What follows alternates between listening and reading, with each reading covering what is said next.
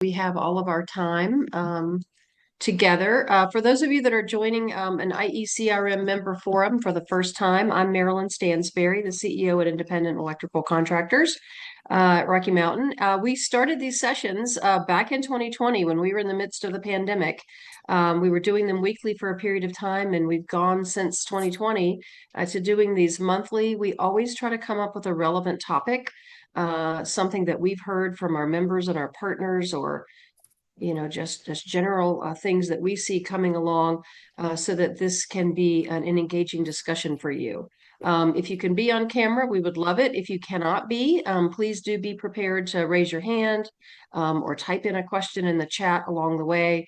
My hope is that this discussion around trusted advisors is going to be interactive, and that not only hearing from the subject matter expertise of our panelists, but that you have an opportunity to ask questions as well. The reason that I think that this particular topic about the power of trusted advisors is so incredibly important is because we need to have these relationships with our legal and finance and accounting and risk management and insurance and even our marketing and business service professionals to ensure that as we're growing, we've got the right people around us. But also when we meet times of challenges in the marketplace or in our business growth and structure, that we know who to call on, and we're not trying to bring someone up to speed while we're working to try to resolve whatever issue we might have. This is something that I've heard from a variety of fronts over the last really kind of 6 to 9 months from some of our contractors. We have electrical contractors that are still killing it out there in the marketplace. They still have so much work that they're still trying to figure out their workforce challenges and project management and scheduling to get things done. And then we have some other contractors doing particular types of work that are really struggling. And it just calls the attention to how important these relationships are, so that you can lean on the people around you to help you through both those times of trajectory of growth and those times of challenge. So we have 4 panelists that are going to be presenting today. We're going to start off with Kristen White. Kristen is a partner with Fisher Phillips, our law firm. They do great work in the labor and employment and OSHA and safety and all kinds of other spectrums that support the industry. Kristen is traveling and is taking time away from a meeting that she's attending to be able to kick us off, give us some legal updates, and then take us in to this trusted advisor discussion. After Kristen's presentation, we're going to hear also from Alan Thomas with Network Insurance, Greg Liven with Wipfli, and Alice Wargis. I knew I was going to screw it up, Alex. Wargis from BOK Financial. All great partners with us as a chapter, and all great partners across our industry. So, Kristen, with that big, long introduction, let's go ahead and kick it off and let you get started. And I don't know if you have any slides, but we can unshare our slide screen so that you can have full view. Okay, no, thank you. I do not have slides this morning, so I appreciate you having me on and accommodating the time this morning. So good morning, everyone. I wanted to just give an update first from the legal side and kind of where we are with the shutdown and what that means, from the legal perspective. Before we talk about the shutdown, though, did want to let everyone know the Senate has confirmed, the recent nominees that were kind of all pushed through together for the Labor Department and the EEOC and a handful of other departments. So, we are seeing the nominations that have been sitting out there for a couple months get in place, particularly Brittany Paniccio has been appointed to the EEOC. They now have a full slate. So once the government is back up and running, we anticipate they will be putting in some of these changes that we've been hearing about. David Keeling, whose nomination has been out there for a while as well, was officially confirmed through as the Assistant Secretary of Labor for OSHA. Any of you that work on the mining side, the mining Assistant Secretary was also confirmed. We've got the review commissions that appointments on both the mining and the OSHA side for OSHRC and FEMSHRC have both been confirmed. So what's interesting is we've had these nominations sitting out there for months, and those have all now been pushed through. So just something to keep in mind that once the government is back up and running, these appointments that have come out of the new administration, should be up and running, because they've all now been confirmed. So we, would expect to start seeing some changes on the agency side. So one of the things to keep in mind from the government shutdown perspective is that your deadlines as an employer still matter in the sense that if you are dealing with, OSHA citations that you had received right before the shutdown, your notice of contest date still runs. We recommend if you've got outstanding, discovery responses to OSHA or to the EEOC, that you still respond and send those in. Same with abatement request. Don't let your deadlines pass. And what can be difficult is if you need extensions, you're probably not going to hear from someone. You can choose to take the risk and take the extension, and then still file your paperwork as you are on record asking for an extension. But just keep that in mind that you may not hear from someone from the other side when you send in your request and your documents, but you still want to be making your deadlines. We saw this back during the long shutdown we had back in 2018, 2019, when it went a little over a month, that you are making your deadlines. Now, from an investigation or enforcement standpoint, wanted to just give an update on that. So what we see from OSHA is that if you have a reportable injury, you have a fatality or a hospitalization, you still need to make that report and make it timely. So I'd recommend using the online form because you may not always reach someone by phone, even though you should. They should have someone that mans that line. Use your online form, then you have a record of it. OSHA typically will respond to fatalities. They may respond to employee complaints. What you're not going to see is kind of the regular programmed inspections. So those go on hold. We also see that active investigations are stopped. So if you've had an incident from, I've had one going on right now where we were in the middle of document requests and interview requests, that will come to a halt until the government reopens. So, like I say, if you've got outstanding requests, get your documents in, meet your deadlines, and then understand it goes on hold. If any of you kind of have to go on mining sites, mining inspections still continue. And so those inspections, the twos and the fours that they have to do statutorily every year, those will continue, but you won't see any outreach or training. And then there's no litigation. So, you start what we saw back in 2018, 2019 was a kind of a backlog develops on the litigation side. The administrative law judges are all furloughed, they're not working, so the litigation goes on hold. So just keep that in mind, as far as what your obligations are during the shutdown. And if you've got questions, let us know. Happy to, talk through that. The other legal update, Marilyn, I wanted to mention was kind of from the state side. So one thing to keep in mind is if you operate in state plans like California, Oregon, Washington, they are continuing as normal. One thing that we've talked about internally here is some state plans, right, receive a lot of fund from the federal government, a lot of funding.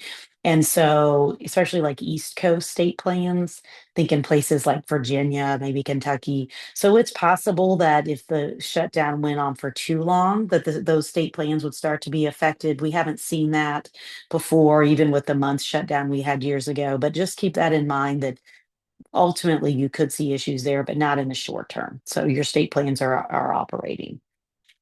Then the last one I'd mention is from the Colorado state perspective. So we're seeing a lot of activity from the Colorado Department of Labor and Employment.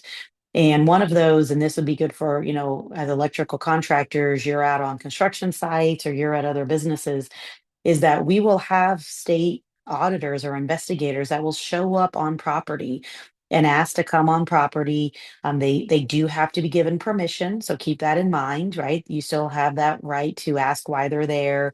They need to show you credentials, tell you why they're there, which we have had some issues. I hate to say like with honesty, but some that have been representing that they're there to do safety inspections, which isn't completely correct. So find out who they are, what agency they represent, and what they're there to do, because you have to consent to their inspection. But we've seen pretty aggressive inspections that will start with your posters. So they come on site and say, we're coming here to inspect and make sure you have all of those, that whole wall of DOL posters and immigration posters. But then after that inspection, you receive paperwork, or sometimes that same day they leave you with paperwork that then becomes a full-blown wage and hour audit. And so one of our construction contractors then received a packet from and this is state from Wage and Hour, that they came on site, checked the posters, and then they left him with documentation that said, we want to see a list of all your job sites. We want a list of all your employees. We want a list of all your subcontractors. And we want all your time cards for your employees on this job for the last month. So we gave them some documents. We did object to others. We're waiting to hear back. But, really started out with this, we're just here to check your job posters. And then it became this, we want to see your employee time cards.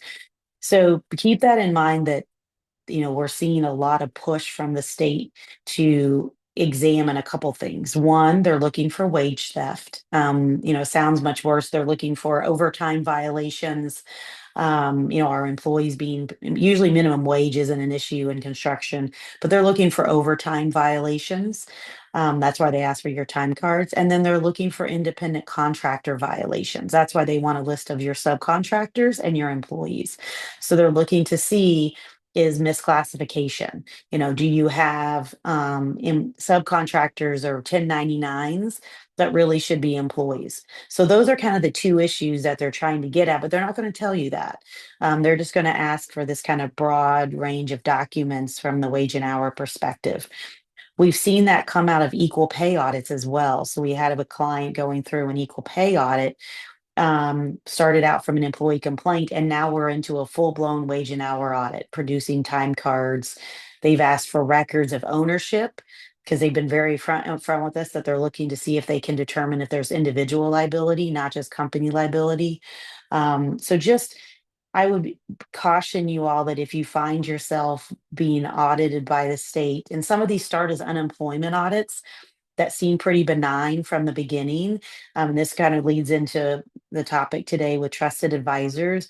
Don't wait until you're halfway through that audit to then start to ask for help, because these can get very aggressive from the beginning. And the paperwork's going to say, you must give us these documents or we're going to fine you $50 a day. Um, you know, we question legally, do they have the power to do that without a court order? Most companies, though, don't want to test that. They don't want to risk it. But there are ways to, ask them, what are you asking for? Why are you asking for these requests? What is it you really need? We had a client go through, they were asking for a list of all employees and all employee time cards. And then they told us that they were really doing an audit for minor workers that were under 18. And so we said, oh, well, great. We'll give you a list of our employees. We only have 3 that are under 18. We'll give you the time cards for those that are under 18. So you can see that we're following the proper wage laws with respect to employing minors, but we don't need to give you everyone's time card. So again, there's ways to try to limit it when you start to ask questions, but you know, asking that early intervention makes all the difference, because once you're in the middle of it or you've already produced a lot of these documents, the cat's out of the bag, if you will. So, again, just asking those questions early, getting advice early, makes a big difference. And having, people around you that can, point you in the right direction, I think makes all the difference. So, Marilyn, that's what I had kind of from the legal update, and kind of segueing into this idea of why it's important to have people around you, especially in these uncertain times. So happy to pause there and take any questions. While we have, thank you, Kristen. You are always so full of information. And one thing for everyone who's on the call, we will send out a summary to our participants that registered for the forum today or have accepted the calendar invite for it. And Kristen, I will share with them the summary that Fisher Phillips put out about the government Mm, shutdown, what it means for employers. And again, getting on the Fisher Phillips site is always a great resource. I'm sure that our other subject matter experts today are going to say the same thing, but there's a wealth of information in the resource section on the Fisher Phillips site. Always great if it's a top of mind topic, something you're hearing about in the news. Related to policy or regulatory, they're really good about responding immediately to what this means for you. So we'll make sure that that link goes out with our summary today. Does anybody have any questions specifically for Kristen? I know she's going to have to drop off soon. Anybody want to unmic, send in a chat question, top of mind legal issue that might be something that's related to the federal shutdown, that might be something related to the topics that Kristen touched on today, or maybe even something that we can address in a future forum. I'll give everybody just a moment to do that. Yep, Marilyn, this is Dave. So I have a congressperson visiting a job site today. I'm super excited about it. Getting a congressperson to a job site is it can be challenging. But it's planning on putting it all over social. And then, of course, at 3 o'clock in the morning, I woke up and I was like, "Oh crap! There's a government shutdown." That could be a bad thing. So, what's your advice there? Should I put it on social? Should I wait? Are they still coming to your, are they coming to visit your job site still? Correct. I guess I was trying to think about what issue were you thinking about to having them come out to the job site still because of Oh the shutdown or? no. We just wanted them to.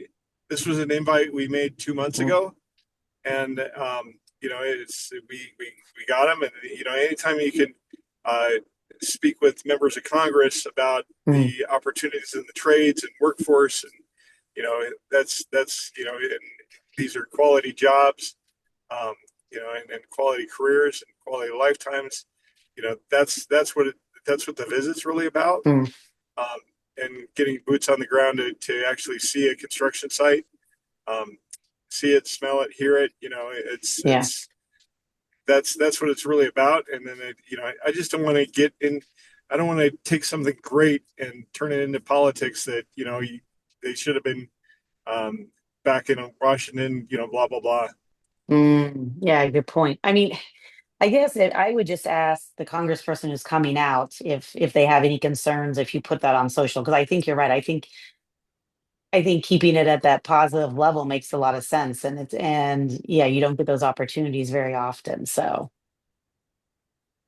Excellent. Okay. David, yeah. All right. yeah, yeah, David, I think that maybe another it sort of shows in some way that while the government is shut down and I don't know, is there some pause right now that has members of Congress back in district?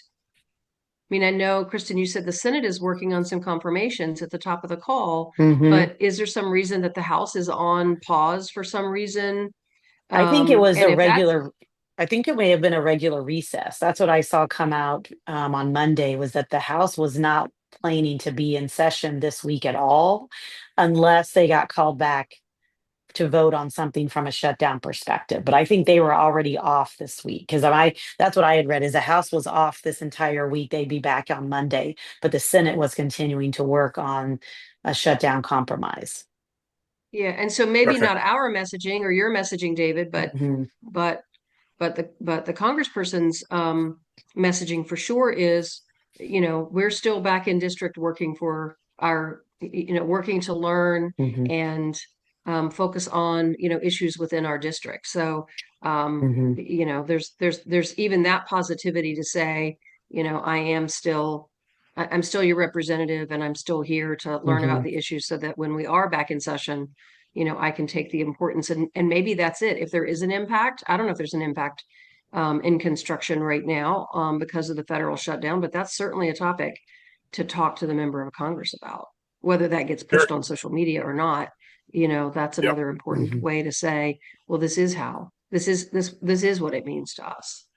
mhm, So but the bigger picture, workforce development and support for apprenticeship and a support for what we need in education and workforce development, that's a consistent, important message. So, mhm, and good luck mhm. with it, Dave.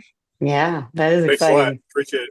Thank you. What Yeah, one of the yeah. things, Marilyn, when you mentioned the alert that you can send out the link, is we've got some information in there about immigration, which which can always be like an issue. One of the during the previous shutdowns, I don't know if anyone's tried it this week. During the previous shutdowns, E-Verify was not available for new employees.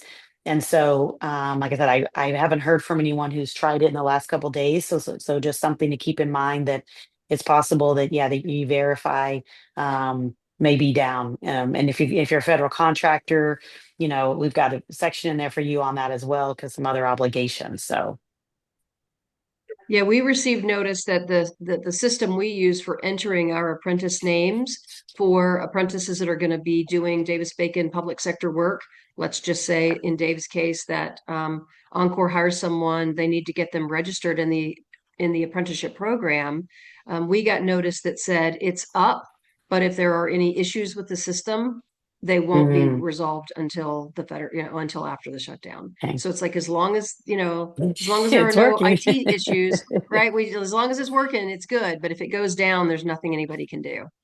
So, Right. it's kind of like if your website goes down, it's down Right. until somebody comes in and fixes it. Yeah. So that was an interesting message that we received. So Kristen, thank you. Always a wealth Absolutely. of information. Really appreciate it. Hang on with us as long as you can. Okay. But let's transition now to this broader topic of trusted advisors. I mentioned that our banking partners, our finance, our accounting, our insurance, our risk management, all of those people are so important to the structure of any business.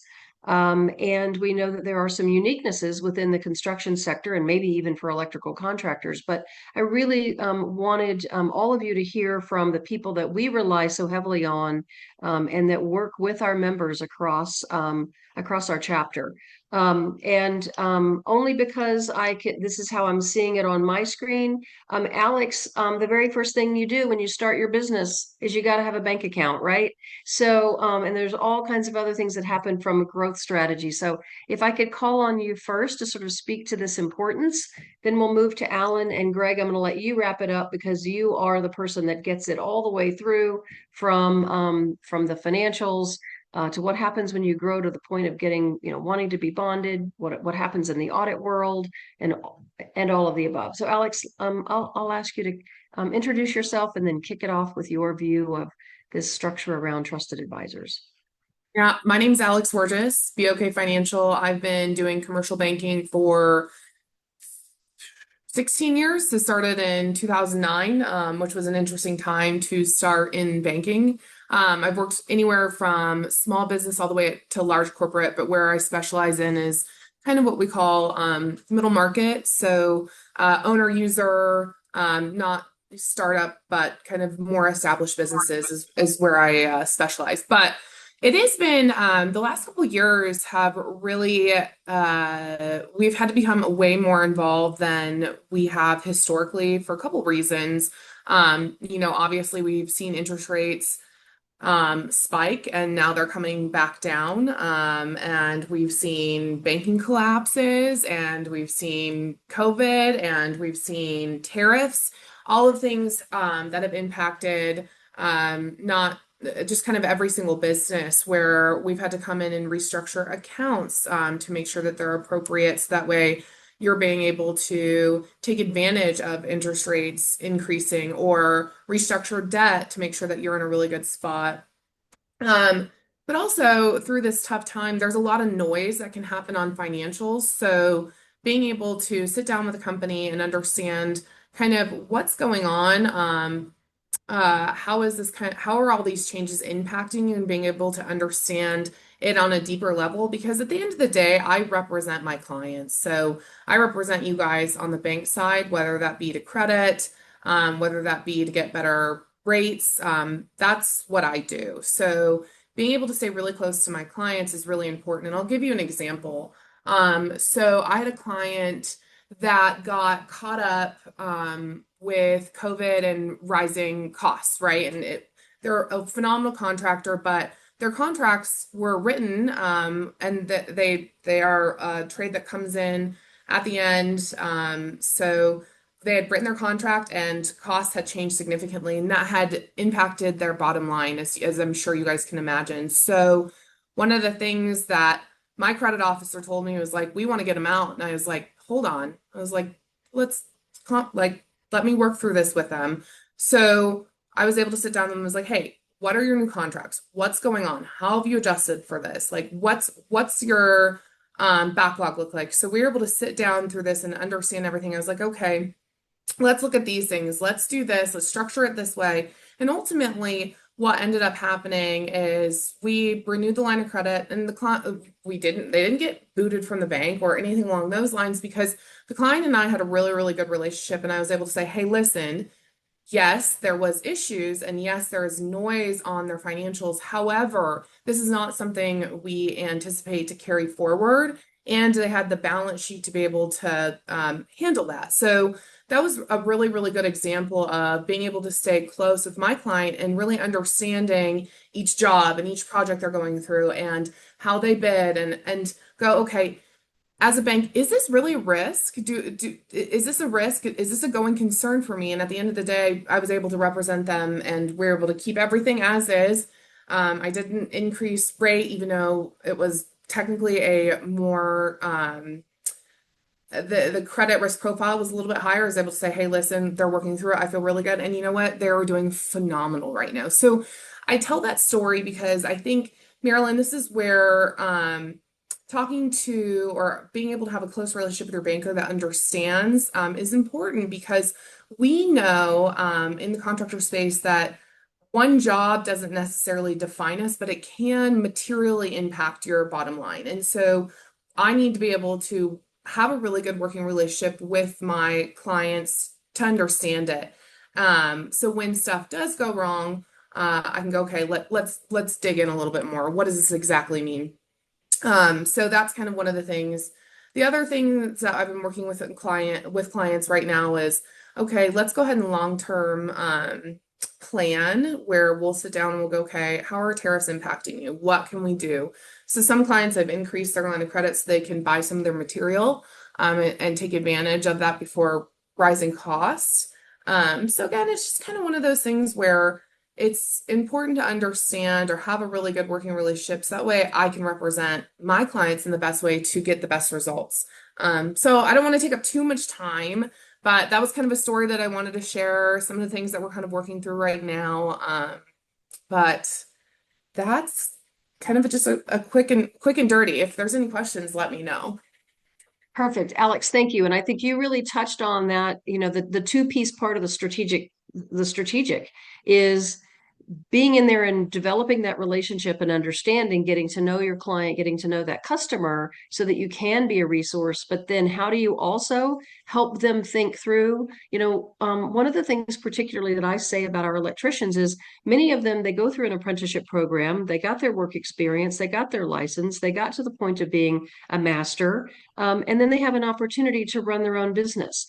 And as great as we are at all of the things that we do in electrical training, we didn't do business 101, even if we've talked about leadership, even if we've talked about, things that are important, we didn't take them through everything you need to know if you get to the point of being able to start your own business. And that's that piece of, they don't know what they don't know until the trusted advisors and people around them are really helping to support them. And it's like Kristen was saying earlier, pulling people in earlier rather than, oh my gosh, I'm in this situation, what do I do? Who do I even call? I think is really important. So thank you for setting the stage around those pieces of things around the strategic piece. Alan, if we could then move over to insurance, because contractors have lots of responsibility, not only for the buildings and the places where they house their materials, but for the employees that they employ, and the liabilities that they have on the job site, and everything in between. So if you can speak a little bit about, from the insurance perspective, why is a trusted advisor important? Not just because the products are necessary, but speaking a little bit also to that strategic piece of how you can help to solve for the things that our contractors need. And introduce yourself as well. Thank you, Alan. Oh, you're on mute, I think. There we go. Can you hear me now? There we go. Yes. Um, so Alan Thomas, Network Insurance Services. We're a broker here in the Denver metro area, but we serve all of Colorado, and we have some out of state that we do. But one of the reasons we don't go out of state is we aren't there. So it's difficult to help people out when they're out of state, and you just feel a little bit less comfortable because you're not making the same relationships that you are when you're here. And that's I really like to segue into that because a lot of times people view their brokers as the insurance company. Um, I was talking to a current client, but I was kind of talking to him before he came over to us, and he was wanting to get quotes. And the one thing he said was, "Well, I'm not sure I should tell my insurance guy about this back room, but," and then leads me into the back room that's just a safety hazard no matter which way you paint it, right? And it's like, no, I do need to know about that, right? Because as your broker, I'm supposed to be your advocate. I work for my clients. I do have a fiduciary and I can't lie to the insurance companies. But at the same time, if they're going to ask for an inspection before binding, I need to be able to tell you that that room needs to be cleaned out and picked up before the insurance company comes out. And so it's getting over that stigma of thinking maybe I shouldn't tell my insurance broker about this is exactly the opposite of what you should be doing because we can't give advice about what your policy says if we don't know what risk we're supposed to be mitigating. In a different industry, we had a buddy of mine. He I kept trying to get him to let me look at his policy to quote him, and he did interior remodeling. Well, he had a claim, of course, and he comes back to me and he said, "Hey, this claim got denied. Can you check my policy, make sure it was?" And what had happened was he actually did a little bit of roofing on the side. And so his policy, sure enough, said, if you do work over 2 stories on ladders, we're not going to cover it. And what had happened was a hammer fell down, hit a lady that was passing by, and she sued the company. And I said, sure enough, you're not covered. And this is why you should have us look at your policies because we're going to ask the questions to get to know what you do. That way, things like this don't happen, right? And it seems pretty straightforward. A lot of contractors just sit there and go, I'm just an electrical contractor. What? It's pretty ho hum. Like, why would you ask all these questions about what we do? And it's like, well, these are important things that if your policy has exclusions, one, you need to know about it. Two, we need to decide whether we want to mitigate it or not. And three, you need to make the business decision of, is this something that I'm willing to pay the insurance company to mitigate? Or do I not make enough revenue off that to make the cost worth it? Right. So if we don't have that relationship and that ability to ask those sorts of questions, then you could get surprised by a pretty expensive claim. And we could sit there going, hey, you never told me about this. How can I help you if you never talked to me about it? Right. So we aren't your broker isn't the insurance company. We are your trusted advisors. We're supposed to be there to help you decide, hey, should I file a claim? You know, if you have a $500 deductible and the claim's going to cost $550, is it worth eating the $50 to save your loss runs? So that at renewal, you don't have a claim on your account. You don't have a $50 loss that maybe it makes sense for you just to eat in order to save money on the back end, right? And it's funny too, because oh, sorry, go ahead, Marilyn. No, I was just going to ask you if you, and I'm sorry to interrupt your train of thinking. Um, No, go for are it. there situations, are there types of products or services that get offered to businesses that contractors don't think about, but that this being in this trusted advisor role helps make sure that they really are covered for the unexpected. And I'm not saying sell everything that's in your portfolio. That's not at all what I'm saying. But do we find ways that it's just like I was saying on the banking side, oftentimes we don't know what we don't know until we need it. Do you find ways where you're able to help support your clients in that way with certain product types?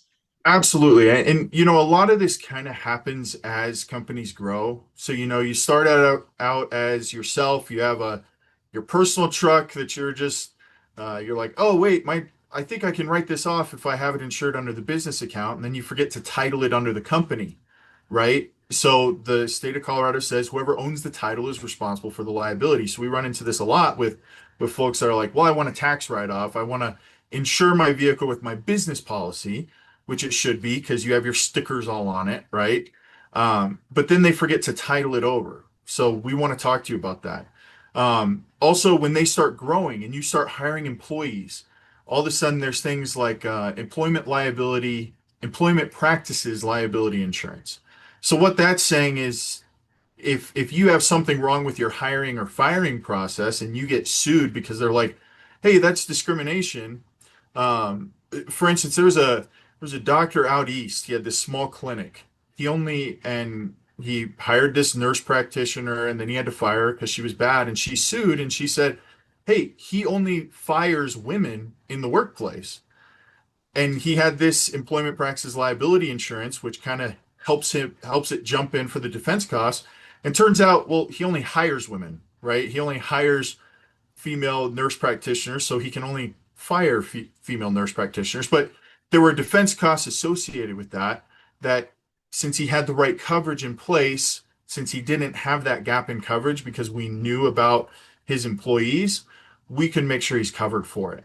So it's all dependent on how we want to piece things together. It's kind of like a little coverage puzzle, right? We do a lot of policy audits each year for people just to give them one peace of mind to make sure they are covered the way they should be, in which case we're like, hey, you're with a good broker, stay there.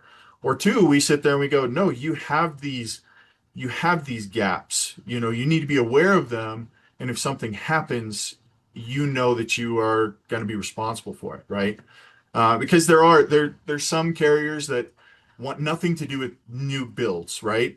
And so somebody, when we first wrote the policy, said, no, I only work on renovations.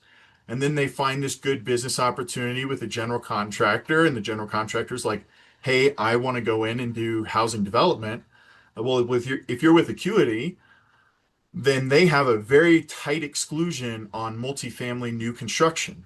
And so if you aren't talking to your broker, if your broker's not checking in with you throughout the year to check on what types of jobs you're working on and new types of business opportunities that you are growing into, you could be caught in the middle of saying, well, that's a specific exclusion in your policy. We needed to get you a whole different type of policy for that, which we can absolutely pivot to in the middle of the year. But if you're not talking to us and we're not checking in enough with you to see how you're growing, then you could be stuck in a pretty big pickle, right? And it's kind of funny because Alex goes right before this, and a lot of times we rate things based on revenue. Well, if your revenue is just skyrocketing, you could get audited at the end of the year, and suddenly you have a big old insurance bill because the insurance company says your revenue's doubled. We're rating based on that risk, so your insurance costs have doubled, which is kind of a good situation to be at. They rate it based on the same rate, but you weren't talking to us. We weren't able to adjust your policy halfway through the year, and it's kind of like a tax bill, right? All of a sudden they're like, oh, you made more than we thought, so we're going to charge you a little bit more. Or the flip side, if you're not doing as well, we can decrease your insurance costs to give you a little bit more cash flow by decreasing the rating on your revenue so that at the end of the year, your audit comes out pretty close to zero, right? So it's just one of those, you have to talk to us for us to know how to help you. Alan, thank you for that. That's great. I'm going to segue over to Greg. And Greg, bring us together in your perspective, and then I have a couple of questions that I want to ask each of you specific to what we've already learned. Alex talked about the importance of looking at the balance sheet. Alan has talked about both have used the audit word. If you can give us some perspective about what's important about this trusted advisor space in finance and accounting and auditing and even bonding, when companies do grow to those opportunities, how does all this play together? Absolutely. Thanks, Marilyn. I'm Greg. I'm a partner with Wipfli. We're a CPA advisory firm. Been in the business for, we'll just say over 25 years. I don't want to give, the short math to anyone to figure out how old I am, but So, kind of pulling it all together, and I think Alan and Alex did just the themes of what they've talked about so far is just there's a lot of themes of transparency. And, in our industry, we kind of see things a little bit kind of after the pie's already baked in terms of audits and reviews and whatnot and the work that we do. But it's certainly some trends and whatnot that I think what we bump into with small and middle market business owners, which is kind of our meat and potatoes of what we deal with, is just not really understanding what has happened until it's a little bit too late from a financial standpoint. So, the audit function and the review function and those reports and the exercises you go up through after year end are certainly important.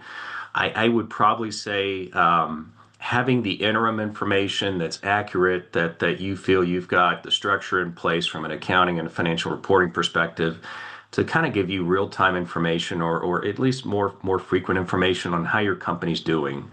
We look at balance sheet strength, we look at backlog and how is your backlog moving? Is your backlog shrinking? Are you ideally kind of in that 6 to 9 months of backlog that you have on hand, or is that kind of fading a little bit? You look at profit fade on jobs. Are you bumping into situations to where maybe you've got project managers that are maybe struggling a little bit from a procurement standpoint, or you have material price increases kind of ticking in that are kind of eating away at your profit a little bit on jobs. Are you kind of tracking that a little bit to kind of see, are we fading over time compared to what we've historically done? I think Alex kind of touched on that a little bit of just making sure you've got your contracts kind of written appropriately to kind of take care of those sorts of things. And we see it in the overall economy. I mean, manufacturing's kind of slowing down a little bit. Hiring is slowing down. The tariff issue, the interest rates. I think when they notched back here recently, it was kind of already baked in the pie to some extent. I think everyone was hopeful it would be a little more of a decrease than it was, but so interest rates are still kind of up there versus where we've been historically, and that's kind of putting a pinch on a lot of financing for projects. So examining your opportunities to go in and we look at gross margin on jobs. Do we see gross margin kind of, dialing back a little bit? Are you going out and bidding opportunities simply for the sake of getting work and keeping your people busy by sacrificing margin? And how do you know, what your true margin on a job is? Do you have all of your direct and indirect costs properly captured to say, yep, I really got 27% gross margin on that job? Or is there stuff kind of hidden beneath that's really should be kind of allocated to that job to say, well, it really wasn't 27%, it was more like 22%, if you kind of bake everything into it. So just examining some of those things. Marilyn, I was thinking back to, I was around back in the recession that was, probably, 15 or so years ago. And we had clients that maneuvered really well through the recession. And, they had their finger on the pulse of their company from a financial standpoint, from a bidding standpoint, procurement standpoint and all that. And they were able to react more quickly. The companies that struggled, or I had a kind of an environmental design company that I was working with on a monthly basis, and it was just like watching a slow motion train wreck. To where they were not reacting, they were hopeful that things were going to turn around. Oh, I think the economy is going to pick up here in the next month or so, and it continued to slide downhill. And by the time they reacted, it was too late. They really had no choice but to eventually kind of shut their doors. And I think surrounding yourself with what we're talking about here today is who's your board of directors, when you think about it as kind of a small business owner. Who are your trusted advisors that, maybe you want to bring them in, every few months or quarterly or something like that, and just consider having just kind of a roundtable discussion. If it's your insurance broker, your banker, your external CPA firm, your attorney. Bring those people in, or maybe it's other business owners that you trust that, are kind of your mentors along the way, and, tap into those people and be transparent with them of what you're seeing.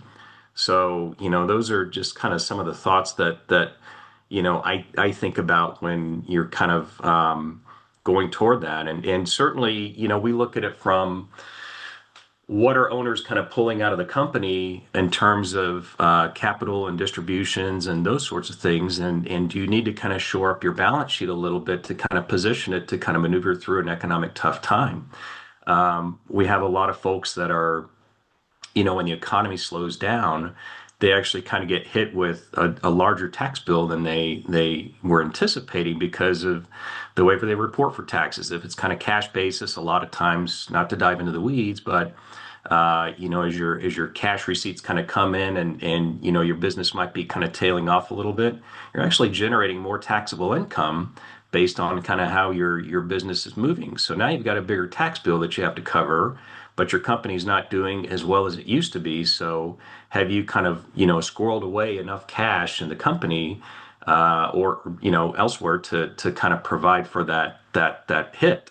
So I think looking at your financial piece of it, certainly looking at your personal overhead. I think a lot of small business owners, when times are good and we've benefited from a lot of things kind of coming out of COVID, if it's ERTC and the PPP loans and so forth, that I think did, certainly some good in terms of keeping companies afloat during those times. And, I think some companies really kind of benefited from that, allowed companies to kind of maintain, and business owners have been kind of living through the good times of being able to kind of pull money out of their company to provide for, their personal investment, their personal lifestyle, and that sort of thing.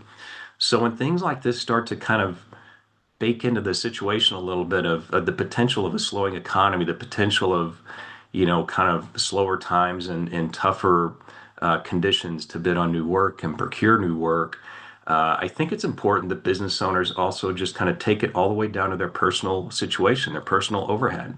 Do you need to examine that and just simply say, hey, maybe it's time to kind of pull the bootstrings back a little bit and curtail some of the capital and the distributions that you're pulling out of your company and make sure that your company is protected from a financial strength standpoint to kind of withstand maybe what's coming down the pike. I think I would say just the issue of transparency. And I would say along with your trusted advisors, even your employee group, I think the firms and the clients that we see do it really well have that sense of transparency, soup to nuts, because, whatever's kind of hidden under whatever rock, your banker's going to know about it. Your insurance person's going to know about it. I mean, it's they see what's happening in the marketplace. So to kind of, try to put the dress on the pig is probably just kind of a moot point. They're going to know kind of what's going on. So just be transparent. Be transparent with your employee base. And I'm not saying, show them your balance sheet and your income statement, but certainly kind of give them a sense of, yeah, we've got some challenges as a company that we're dealing with, and here's kind of what our game plan is. And I think the last point I'll make is, when you're leaning on those trusted advisors and you bring them into the fold and have those conversations, kind of have a plan in place to say, hey, we're seeing, margins kind of tighten up on jobs that we're going after. Here's our game plan. Here's our kind of philosophy of what we're taking as a company to say, hey, we're going to protect margin, and if that means we're going to secure a little bit less work and our backlog's going to curtail off a little bit, and we need to look at kind of our overhead and our employee base and say, okay, how do we, our A and B players, how do we take care of them? And do we need to kind of make some changes there? Here's kind of our game plan. I think if you go into those conversations with a bit of game plan and just kind of have your advisors kind of stress test that a little bit and say, well, okay, that sounds great, but have you thought of this and this and this? I think that's a more robust, more helpful conversation when you're kind of starting to approach times like this, to where you might be looking at some potential slowdowns. So I guess that would be kind of my final thought there, Marilyn, in terms of kind of the wrapping it up in terms of trusted advisors and having that team or that board of directors around you. Greg, thank you. And you, I think you really hit on the point of what I see when I'm having some of these conversations or observing with some of our members, and various concerns that they have brought, is that they really aren't alone. I know that they feel alone in this moment, but they aren't alone. And because you are working with other clients, you have solutions that you've worked on with others that might apply to that individual that doesn't, that feels like they are out there on an island. And by bringing together the relationships and the trusted advisors and the subject matter experts that they have to support their company, I don't want them to be afraid in the midst of their fear of their company. I don't want them to be afraid of being transparent and reaching out, because there may be solutions that, again, they don't know what they don't know at this moment in time where they are in their business, wherever that is. Either they're, the David Scott said earlier in the call, waking up at 3 a.m. thinking about something. You're waking up at 3 a.m. and thinking about, oh my gosh, I'm growing. How am I going to get this done? Or, oh my gosh, how am I going to be payroll? Like those are very, different things that many of our companies see. And so I think, hitting on all those topics. One thing that Alex and I were in a meeting a couple of months ago now, I think. Have any of you ever experienced a company owner or leaders bringing you together, where you bring everybody in, invite them all for lunch, invite them all for coffee, and put it out in that kind of way? Like you would do with the board of directors, but have you ever seen that with bringing trusted advisors together in one space? And I'll open that to any of you. I actually, although I don't do it in a formal setting, a lot of times I'll have to give like Greg a call because the client might not be able to understand something intimately. And so I'll say, you know what, let me just call your accountant and work through that. And I did that on Friday. They had some write downs. He didn't really understand the kind of the T charts of it. So I was like, hey, let me just call them, get me in contact with this person. I was like, I think you understand it on a general basis, and I need to understand it a little bit deeper. So that happens a lot, actually, but maybe not as formal as sitting down. But there's lots of times where I'm talking with different partners where we're like, okay, how is this done? Because they might be able to explain it in a little bit more in depth. So that does happen, and I do it all the time. I was literally on a call on Friday, going through some financials with their accountant, because they had some write downs that they were like, hey, I don't really know exactly how to describe this. So I was like, no problem. So that does happen. Awesome. It's very Greg Allen, and then we have about 5 minutes left. If anyone has questions, please unmute and feel free to ask them. Yeah, I'll chime in. I would say it happens. We see it every now and then, similar to what Alex mentioned. I think it's more of an ad hoc. Business owners that are on top of it probably have those individual conversations with folks that they consider their trusted advisors. On a rare occasion, we'll see kind of everyone come together. I'd say when it happens really well, when that happens, is that the business owner puts together a little bit of an agenda and says, okay, this is what I want to accomplish in this meeting. And it may be, hey, here's my interim financials, here's my schedule of contracts, here's the backlog that we're looking at, and so forth, and here's the questions I want to kind of dive into in this forum, this meeting, and just have a little bit of a set thing versus just kind of bringing everyone in together and say, well, how do you think it's going? Type of thing. I think it's just more productive to put some of that thought around it and say, okay, what do I want to really accomplish here? Yeah, I think I agree with Greg. It seems like the folks that trust us the most to be their trusted advisor also have the same relationships with other folks like your lawyers and your banker and your accountants. So, we don't really sit down too much with all the other folks, but we are pretty lawyer adjacent, I will say. We get a lot of, we're not your lawyer, but and a lot of that's usually structured around how your company is structured, whether you should be an LLC, how do you separate yourself and create that corporate veil to protect you personally. So we have a lot of those conversations kind of with them saying, here's what we've seen in the past. This is definitely something to talk to your attorney about to make sure you are structuring this correctly. Make sure you're talking to your accountant that you're not dipping into your business account personally and piercing that corporate veil so that now you're at liability personally, right? So we have those conversations. We don't really sit down too much with everybody, but it's one of those we do recommend that they sit down with their other trusted advisors too. Not that Awesome. not that we're ever against it. I'll Yeah. caveat that. Got Just, it. Got business it. owners are busy. It's tough, and a lot of times we are too. So it's one of those when you have four different schedules with four different busy folks, making sure that it's worth everyone's time and that it's going to be beneficial to everyone, right? So Right. I And think that's what I that's where wondered that about agenda bringing. would be helpful with. Yeah. Exactly. And that's what I wondered about. Have you ever seen someone bringing them all together for that very reason? Everybody's super busy, but here's this point in time where we're all going to come together and have this conversation and solve for whatever strategic, next step we need to work on. So we have just a few minutes left on the call. I think Holly is helping to manage us on the back end. I'm going to ask Holly to pull up one slide as we leave the conversation, but we do have opportunity for anybody that has a question, or maybe it's just a comment. Are you a business owner on the call right now that has benefited from this relationship with a trusted advisor as a way to have a parting thought for this conversation today?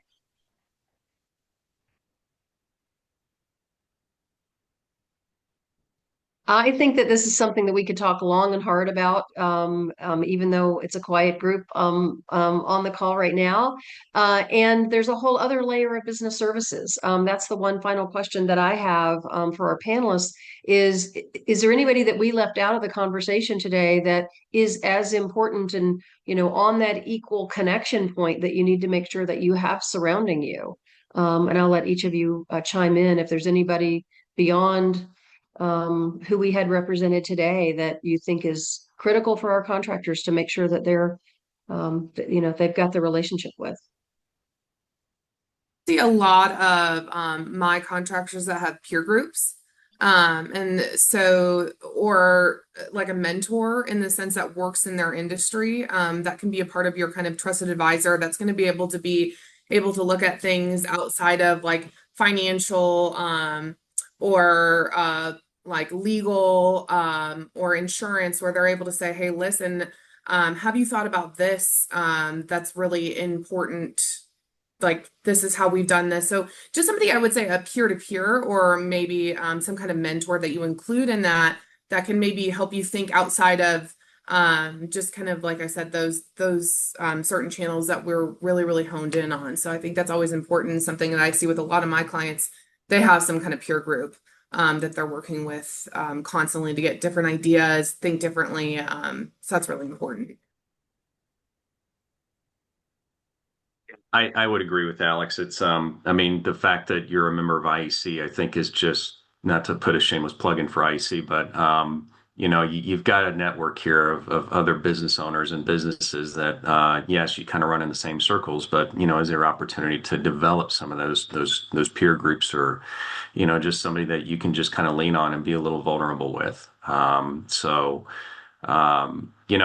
think the legal side of it from time to time is probably a good piece of it, to say you have kind of a good overall general business attorney that you can come in and bring into that conversation as well. Excellent. Thank you all. Thank Yeah, all of if you I could, for real quick, oh, Marilyn. yes, go ahead, Alan. One side that we see a lot of is, especially with Pinnacle, one of the larger work comp providers, they do provide a lot of safety audits and safety training, which are really beneficial to folks to have that second set of eyes on your workplace, or a second set of eyes in your shop, to come in and say, hey, here's kind of what we're seeing. And if your work comp provider doesn't provide that, maybe even just asking your peer group, hey, they have so much OSHA background and safety training.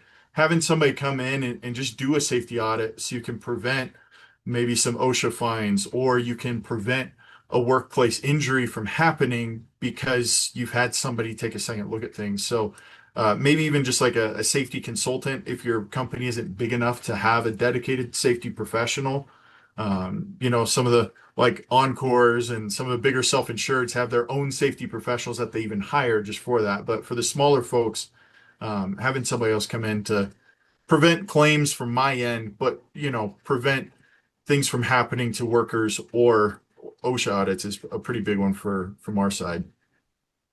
And Alan, I promise I did not set you up for saying anything about safety on our call.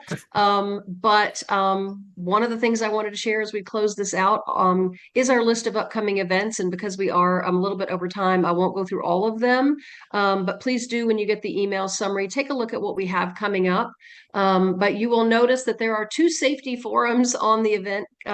We do safety forums just like we do these member forums, some of them in person, some of them via Zoom.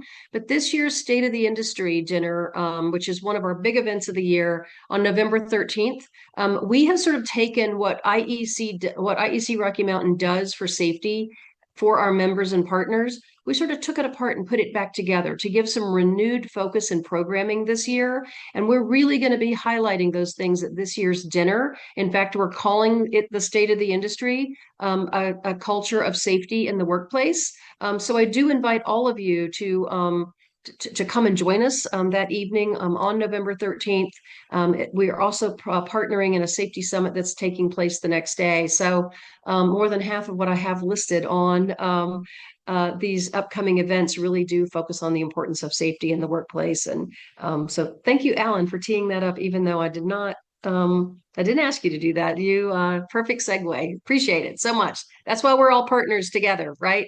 Thank you again, Greg and Alan and Alex and Kristen, even though she had to drop. We really do appreciate what you do for us, your engagement in the industry and your expertise. You all, I will close out the call and you all have a wonderful day. Oh, Clint, you unmuted. Did you have a question or comment? Yeah, I was actually trying to just put something in the chat and my chat won't send for whatever reason. Just want to say a great set of panelists today and a great topic for our member resources conversation. And I think this is a great, I want to recognize that there's maybe future opportunity for this to be part of that contractor member training where so many smaller members really need these kinds of resources and trusted alliance partners to help them. And I would just encourage IEC Rocky Mountain to continue this specific type of content for forums for the future. I think it's really important to get the smaller contractors engaged, and it might take a little bit, like we've always talked about, but wanted to say all the content and the panelists today were really great to hear from. So thank you all. Thank you, Clint. Clint is the vice president of our board of directors, Clint Wright. He's also the chair of our membership committee and very engaged in the work that we do. So I would also say shout out to anyone who wants to be on a committee and get even more engaged in the work. Really appreciate it. Clint, thank you for your comments. Dave, good luck with the member of Congress today, and I am looking forward to seeing photos. I'm quite sure that will be a very productive conversation. He's done a really good job in his first term in office for using his listening skills. So really appreciate that he's taken time to be with you today. Thanks a lot, Marilyn. Take care. All right. Thanks all. Have a wonderful day. Thank you. Appreciate you all.